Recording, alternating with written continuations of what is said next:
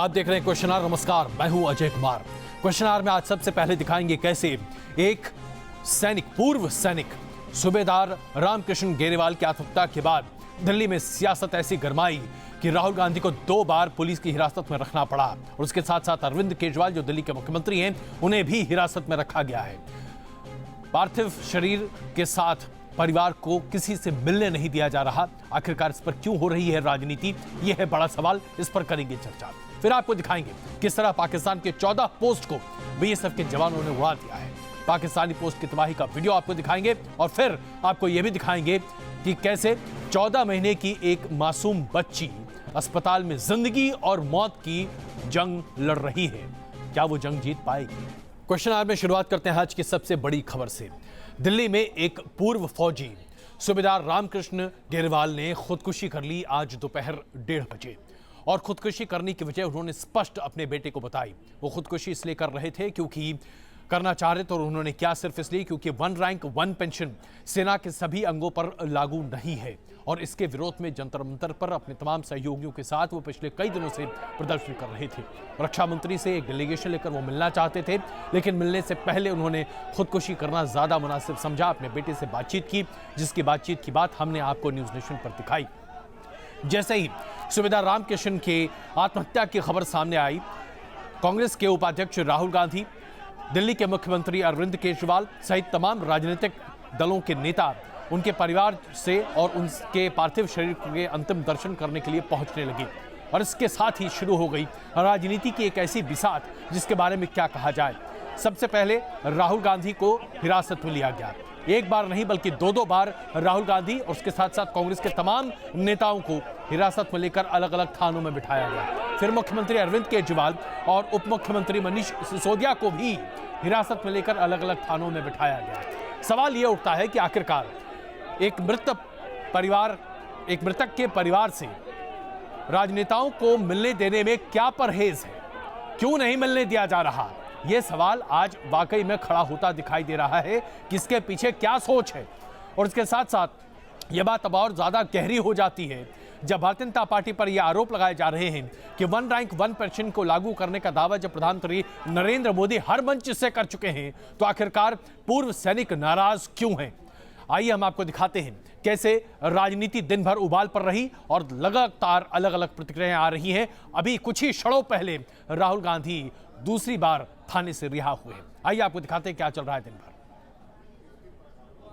2 minute उनसे, भैया शांत हो जाइए प्लीज, 2 मिनट में उनसे बात करना चाहता था। मैं उनको बताना चाहता था कि मैं उनके साथ हूँ। 2 मिनट में काम हो जाता। मैं अस्पताल पहुंचा, अकेला पहुंचा। अस्पताल के चारों गेट बंद कर दिए गए। मैंने वहां पुलिस वालों से कहा आप ऐसे करिए, उनका परिवार अंदर है, वो मुझसे मिलना चाह रहा है, उनको आप बाहर भेज दीजिए। जब वो बाहर आए, मुझे दिखाई दिए गेट पे, उनको धकेल के मार के जीप के अंदर ले जाके थाने ले गए। मैं थाना गया, वहां वो कमरे में बैठे हुए थे, वो डिटेन थे, मुझे भी डिटेन कर दिया। प्रधानमंत्री जी कहते हैं कि ओआरओपी लागू कर दिया।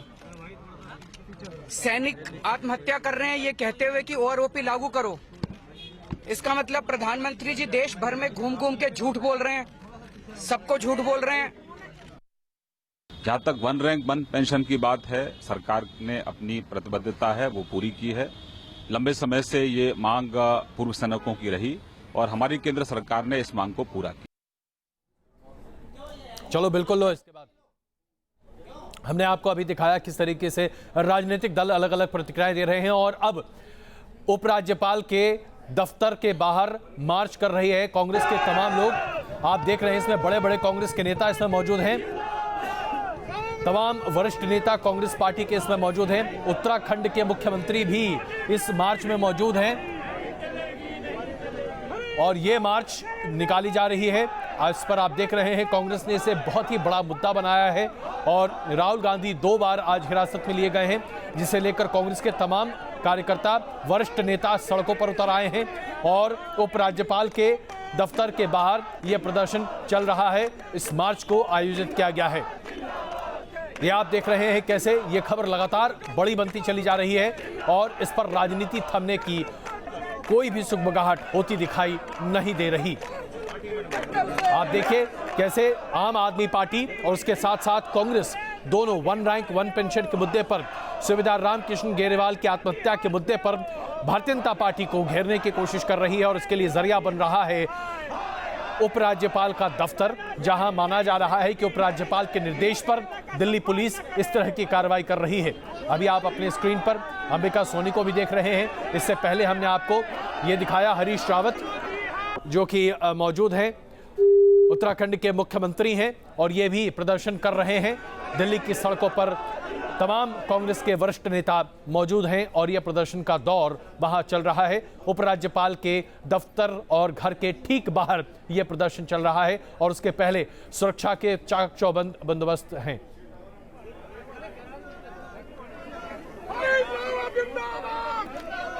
तो आइए आपको हम दिखा रहे हैं, ये माफ कीजिएगा हमने आपको अभी तक दिखाते हैं, देहरादून की तस्वीरें हैं जहां पर कांग्रेस के मुख्यमंत्री वहां पर प्रदर्शन कर रहे हैं और राज्यपाल के घर के बाहर यह प्रदर्शन चल रहा है। ये अभी आपको हम तस्वीरें दिखा रहे थे। मैं क्षमा चाहते हैं, हमने इससे पहले आपको कहा था कि दिल्ली में प्रदर्शन चल रहा है, लेकिन ऐसा नहीं है। राहुल गांधी को 2 बार हिरासत में लिए जाने की वजह से यह प्रदर्शन की बात सामने आई थी। इस देश में हिटलरशाही चल रही है।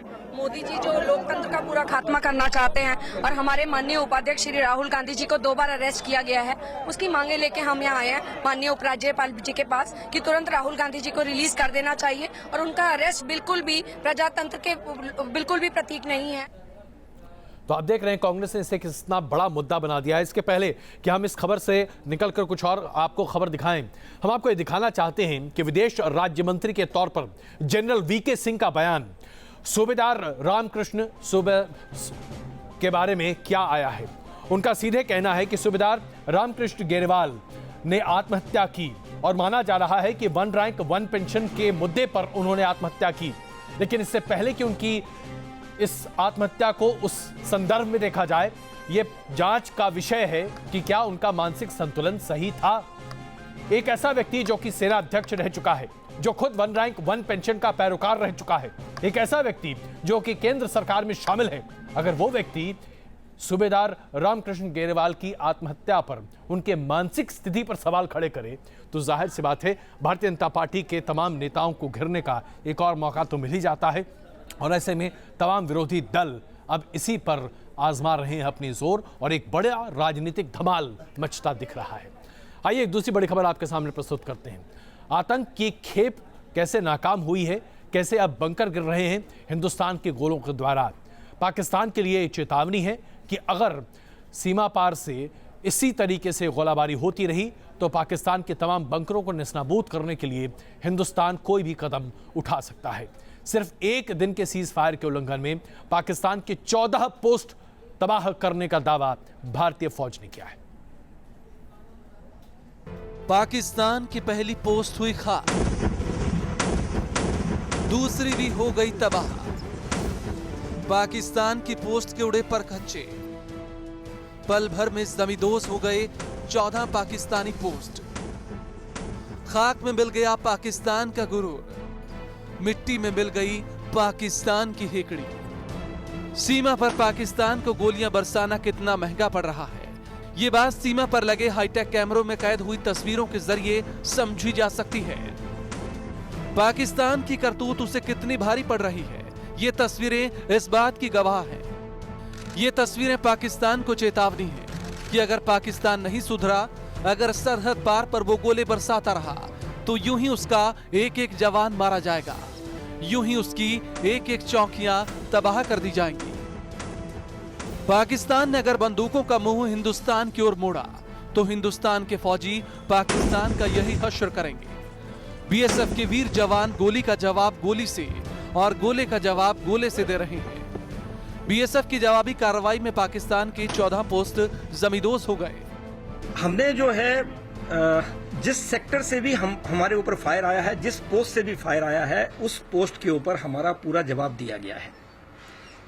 लगभग सभी पोस्टों पर उन्हें भारी नुकसान हुआ है, लेकिन हम ये बड़े स्पष्ट तौर से कह सकते हैं कि जो कल वाली फायरिंग थी उनमें 14 पोस्टों को उनके बहुत अधिक नुकसान हुआ है। इन तस्वीरों को गौर से देखिए। पाकिस्तान के बंकरों पर बीएसएफ के बम किस तरह कहर बनकर बरस रहे हैं। बम गिरते ही बंकरों के परखच्चे उड़ते हुए नजर आ रहे हैं।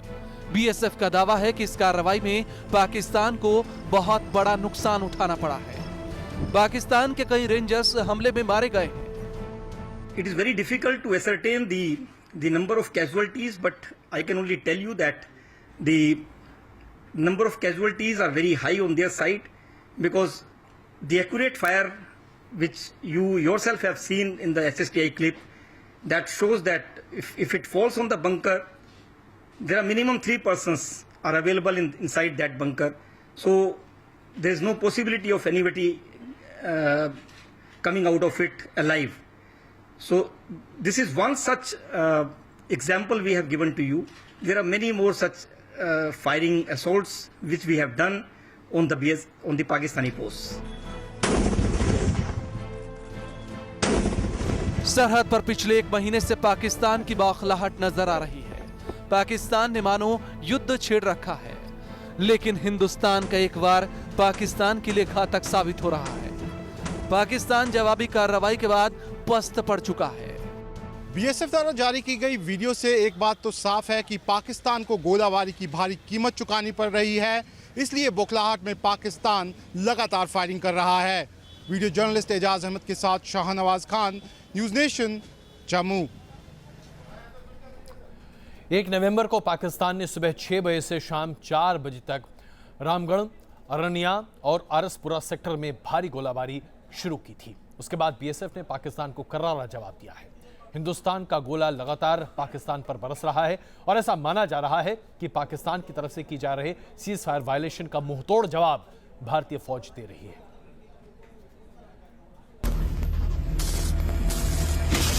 कुछ इसी तरह से हिंदुस्तानी गोले पाकिस्तान पर कहर बनकर बरसे। कुछ इसी अंदाज में पाकिस्तानी बंकरों के परखच्चे उड़े हुए। बीएसएफ का एक एक गोला इसी तरह पाकिस्तानियों के लिए काल बना हो।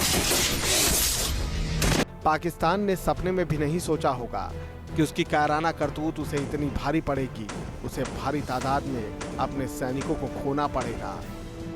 यह हिंदुस्तान के बदले की तस्वीर है। जिन पाकिस्तानी फौजियों ने बेकसूर हिंदुस्तानियों को निशाना बनाने की कोशिश की, उन्हें चंद मिनटों बाद ही उसका अंजाम भुगतना पड़ा। एक के बाद एक 14 बंकरों में बम कहर बनकर बरसने लगे। बंकरों के परखच्चे उड़ने की तस्वीरें कैमरे में कैद होने लगी। और ये जो अब नया वीडियो आ रहा है, इसमें आप साफ देख सकते हैं कि किस तरह से यहाँ पे पाकिस्तान की पोस्ट को यहाँ पे उड़ाया जा रहा है। साफ कहना है बीएसएफ का कि उन्होंने किसी भी रिहायशी इलाके को टारगेट नहीं किया है और पाकिस्तान की जितनी भी यहाँ पे सिक्योरिटी एस्टेब्लिशमेंट है, सिर्फ उसी को यहाँ पे टारगेट किया जा रहा है।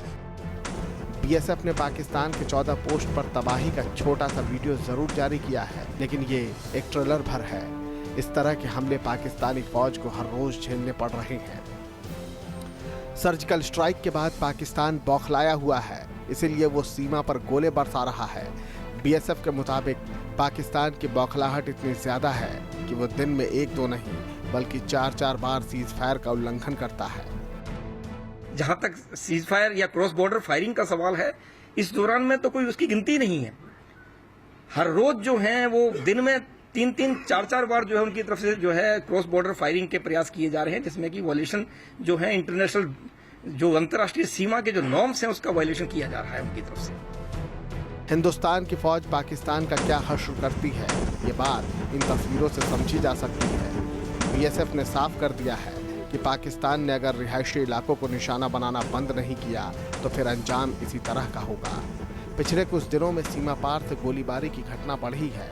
वजह साफ है कि पाकिस्तान आतंकियों की घुसपैठ हिंदुस्तान की सीमा में कराना चाहता है।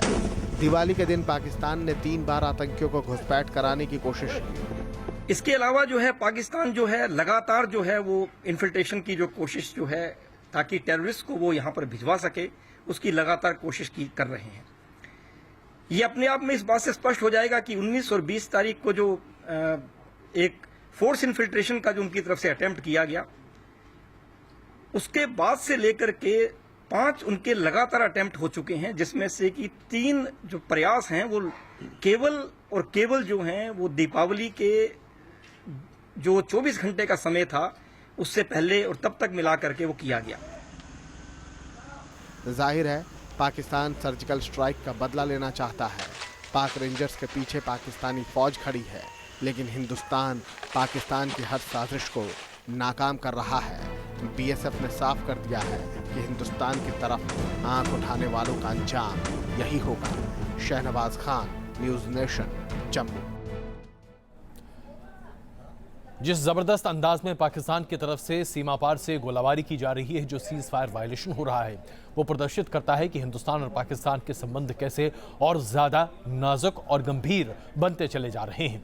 लेकिन इसका खामियाजा आम हिंदुस्तानी कितने बड़े पैमाने पर उठा रहा है, इसी की तस्वीर अब आपको हम दिखाने जा रहे हैं। 14 महीने की एक छोटी सी बच्ची की जान पर बनाई है, क्योंकि सीमा पार से हुई गोलाबारी की वजह से नन्ही सी परी अब अस्पताल में है। हिंदुस्तान और पाकिस्तान के फर्क को 14 महीने की ये नन्ही जान नहीं जानती, लेकिन उसे इतना जरूर पता है कि वो अस्पताल में है। जिंदगी और मौत की इस जंग में न जाने वो जीत पाएगी या नहीं, लेकिन अगर वो न जीत पाई तो ये हार हिंदुस्तान और पाकिस्तान दोनों की होगी। 14 महीने की परी क्या जाने, क्या भारत क्या पाकिस्तान। वो क्या जाने क्या है दुश्मनी। वो तो ये भी नहीं जानती कि भाई दूज को उसका भाई दुश्मनी की बलि क्यों चढ़ गया, क्यों एक मोटार शेल उसके आंगन में आ गिरा और क्यों पूरा परिवार पल भर में तबाह हो गया।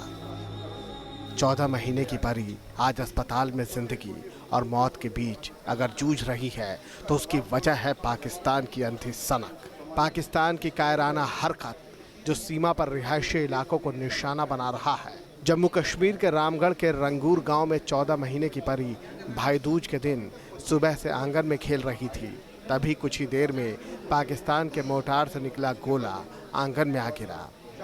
इस हमले में परी के भाइयों समेत 4 लोगों की मौत हो गई। शैल हमारे आंगन में आकर गिरा, इनके परी के आंगन में, तो उसके वजह से परी और उसके परिवार वाले काफ़ी सारे जख्मी हो गए और इसके दादाजी एक्सपायर हो गए हैं, बुआ जी, उनके 2 बच्चे हैं, वो भी एक्सपायर हो गया।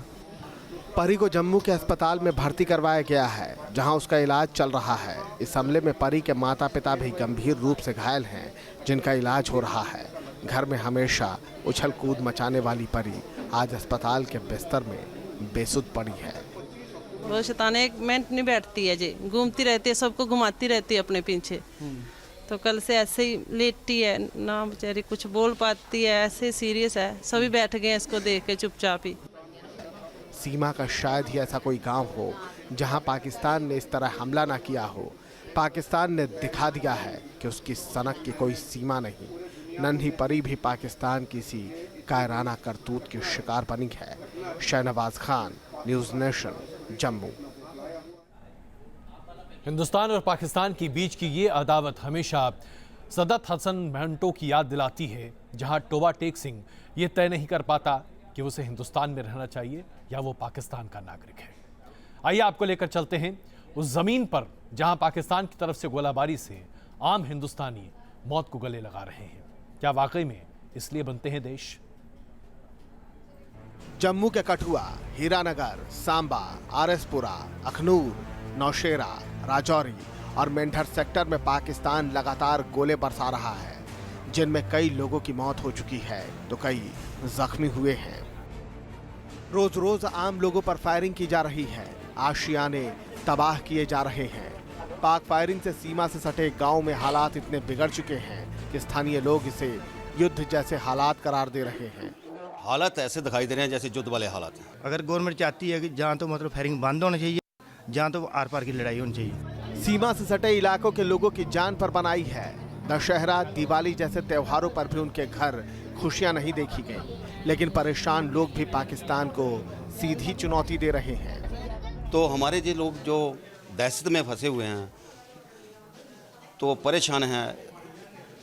इनके जो त्यौहार हमारे हैं वो नहीं ये मना पाए हैं। हमारे 2-3 त्यौहार हैं, करवा चौथ है, दीपावली है, आज वीर द्वितीया है, ये भी नहीं मना पाए हैं। हम ये सोचते हैं अगर लड़ाई लड़नी है तो सीधे लड़ो। जैसे पाकिस्तान में पीठ के पीछे वार करता है, जैसे हमारे बच्चे जाते हैं या हमारी फैमिली जाती है किसी, उसको फायरिंग कर देता है, वो नहीं होना चाहिए। करना तो अगर युद्ध करना तो बराबर करो, सामने आके करो, ताकि पता चलेगा आप कितना दम है। उनमें दम ही नहीं, चोरी चुपे किसी को मार दिया या बच्चे को फायर कर दिया या किसी घर पे कर दिया। सरहदी बस्तियों में हालात इतने बिगड़ चुके हैं कि प्रशासन को सैकड़ों स्कूलों को बंद कराना पड़ा है, क्योंकि लोग सुरक्षित ठिकानों की तलाश में घर बार छोड़ने को मजबूर हैं। Shahnawaz Khan, News nation, Samba sector, Jammu. हुक्म राजनीतिक हुक्मरान देते हैं, लड़ाई सेना लड़ती है, लेकिन उसका बोझ ढोता है आम आदमी, चाहे वो हिंदुस्तानी हो या पाकिस्तानी।